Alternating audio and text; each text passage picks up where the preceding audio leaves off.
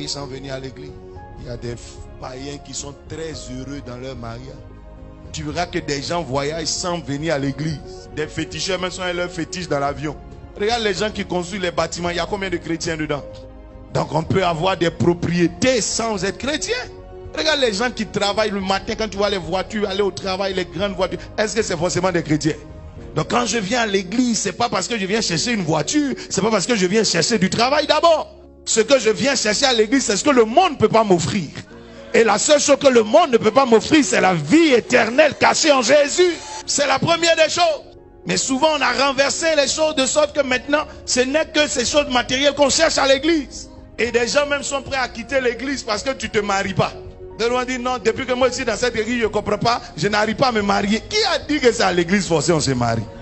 D'autres sont prêts à se refroidir leur foi, refroidir leur zèle, refroidir leur amour pour l'œuvre de Dieu, simplement parce que tu n'as pas trouvé de travail.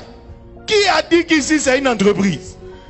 Le but de ta foi, c'est pas trouver du travail. Le but de ta foi, c'est un jour te retrouver au ciel. Le but de ta foi, c'est un jour avoir la vie éternelle. J'ai vu des gens mourir sur le chemin du travail. J'ai vu des gens aller se marier, mourir sur le chemin de la mairie. J'ai vu des gens mariés mourir. J'ai vu des gens prospères mourir. L'argent ne garantit pas la vie éternelle, camarade. Ce que tu cherches à l'église, c'est ce que le maire ne peut pas te donner. C'est ce que l'entreprise ne peut pas te donner. C'est ce que l'argent ne peut pas te donner. C'est ce que le monde ne peut pas te donner. C'est ce que les voyages ne peuvent pas te donner. C'est ce que le visa ne peut pas te donner. C'est ce que le médecin ne peut pas te donner. C'est la vie éternelle cachée en Jésus. Il n'y a pas de comparaison entre ton salut et ton travail. Il n'y a pas de comparaison entre ton salut et le mariage. Il y a des gens même qui ont carrément changé de foi parce que tu as rencontré un monsieur qui ne croit plus en Jésus, croit pas en Jésus. Tu es sorti de la foi. Quel scandale! Et pour ça on ne te voit plus à l'église.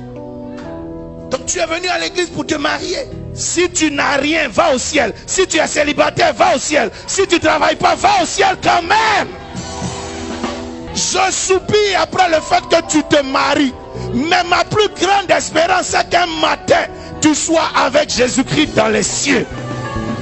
Je ne peux pas te dire combien de choses matérielles me manquent. Combien de bonheur terrestre me manque.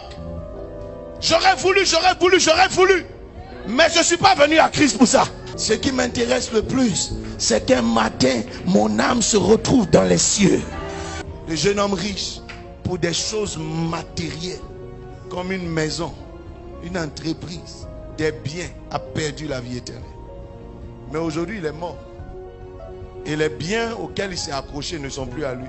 Ton mari auquel tu t'es accroché, demain tu ne seras pas là. D'ailleurs, même matin, il va te chasser. Mais c'est à cause de ce mari-là que tu as perdu la foi.